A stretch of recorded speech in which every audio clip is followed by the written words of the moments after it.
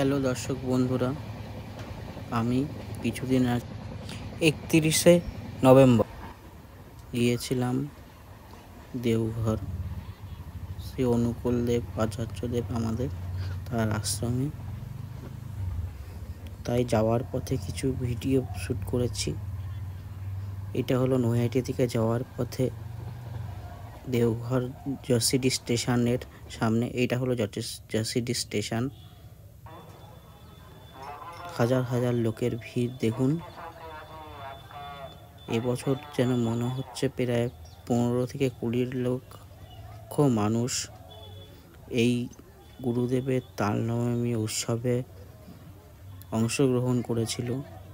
আমাদের মেন রোডের থেকে মন্দিরের এই গেট অবধি যেতেই আমাদের প্রায় 20-25 মিনিট লেগেছে।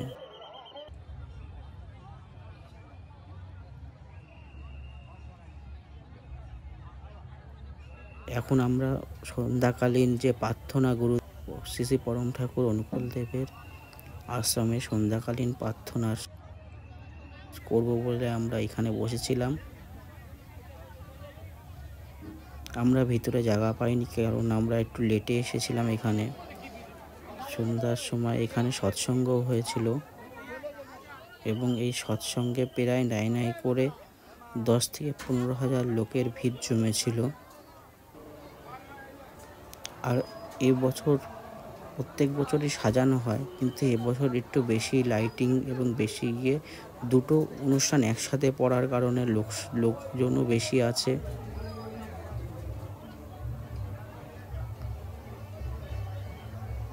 আমি আমার পরিবার সহ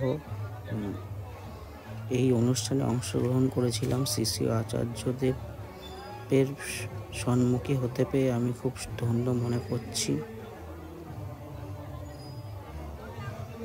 এটা হলো সৎসঙ্গের যেখানে প্রার্থনা করা হয় সেই জায়গাটি। এই জায়গায় আচার্যদেব এসে সকাল এবং রাত সন্ধ্যাকালীন প্রার্থনা করেন। এখানেই সৎসঙ্গ করা হয়। অনুষ্ঠানগুলি এখানেই হয় ম্যাক্সিমাম। এছাড়াও আমরা একটু ঘুরতে বেরিয়েছিলাম, এরপরেই দেখাবো যে ঘুরতে যাওয়ার সিনগুলি। আশ্রমটি খুব বড়। এখানে ভিতরেই রাস্তা করা আছে এক জায়গা থেকে এক জায়গায় যাওয়ার। সুন্দর করে সাজানো লাইটিংগুলো দেখতে পাচ্ছেন।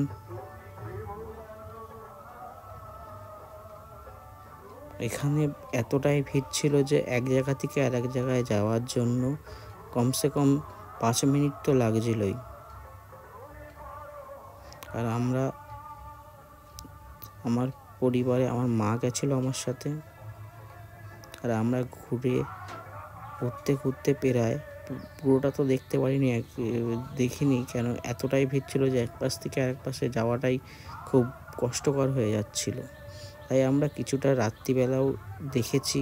এর আগেও আমি 2বার গেছিলাম, এত ভিড় আমি দেখিনি।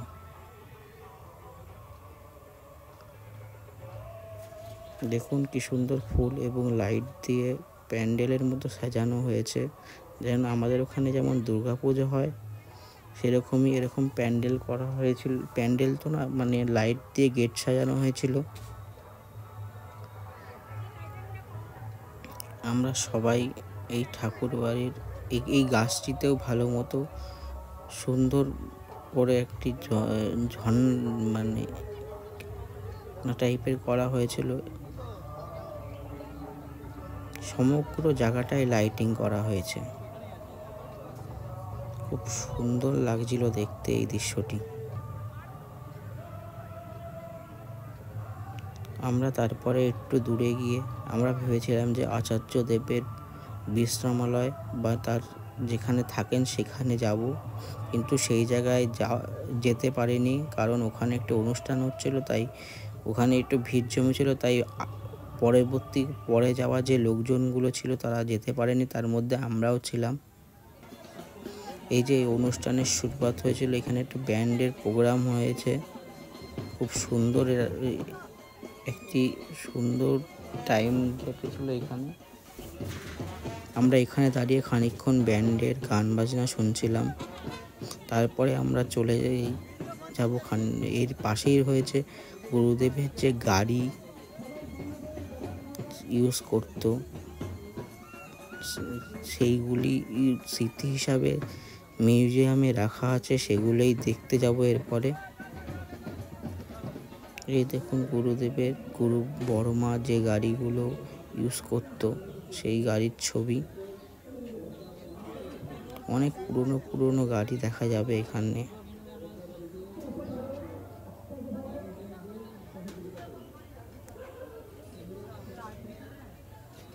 দেখুন এখানে রোলস রয়েস থেকে শুরু করে ভারতের ট্যাক্সি জাতীয় গাড়ি, এছাড়াও মাস্ট্যাঙ্গও দেখা গেছে রাখা আছে। এগুলো সব ঠাকুর বাড়ির সব পুরনো গাড়ি, যেগুলো শ্রী শ্রী অনুকূল চন্দ্র এবং বড়মা এবং তার পরিবার ব্যবহার করত। তার তিরোধামের পরে এই গাড়িগুলোকে স্মৃতি হিসাবে মিউজিয়ামে রাখা হয়েছে। তারপরে অনেকক্ষণ ঘোরার পরে আমরা চলে যাব আনন্দবাজার। এখানে সকালবেলা এবং দুপুরবেলা দুবেলাই বিনা পয়সায় অন্ন গ্রহণ করা হয়। আনন্দবাজারে অনুকূল ঠাকুরের দীক্ষিত হাজার মানুষ, হাজার বলবো কেন, লক্ষ মানুষ সকাল দিন বেলায় প্রায় অন্ন আহার করেন। এরপরে আমরা পরের দিন চলে এসেছি। পরের দিন এখানটা দেখতে পারবেন যে অনেক রকমের পাখি, ঘোড়া এবং সব কিছু করে একটি ভালো মতো খাঁচা দিয়ে ঘিরে জুর মতো করা হয়েছিল। এটা একটি খরগোশের প্রজাতি। দেখুন ঠাকুর বাড়িতে অনেক রকমেরই পশু পাখি আছে, যার দেখভাল অনুকূল দেবের আচার্য শিষ্যরাই করে। এরপরে দেখবে এই দেখুন ঠাকুরের ঘোড়া দেখা গেল খানিকক্ষণ। এখানে একটি সুন্দর দৃশ্য আছে, যেখানে একটি পাহাড়ের উপর থেকে ঝর্ণা বয়ে আসছে। আমরা সাইট সিন যেতে পারিনি এবার, কারণ সাইট সিন যাওয়ার মতো পরিস্থিতি ছিল না। এতটাই লোকের ভিড় ছিল যে আমরা গাড়ি ঘোড়া কিচ্ছু পাইনি। তাই আমরা ঠাকুর বাড়িতেই ঘুরেছি। সুন্দর পাখি দেখুন, কাকাতুয়া, ম্যাকাও, বিভিন্ন রকমের পাখি এখানে খাঁচার মধ্যে আছেন।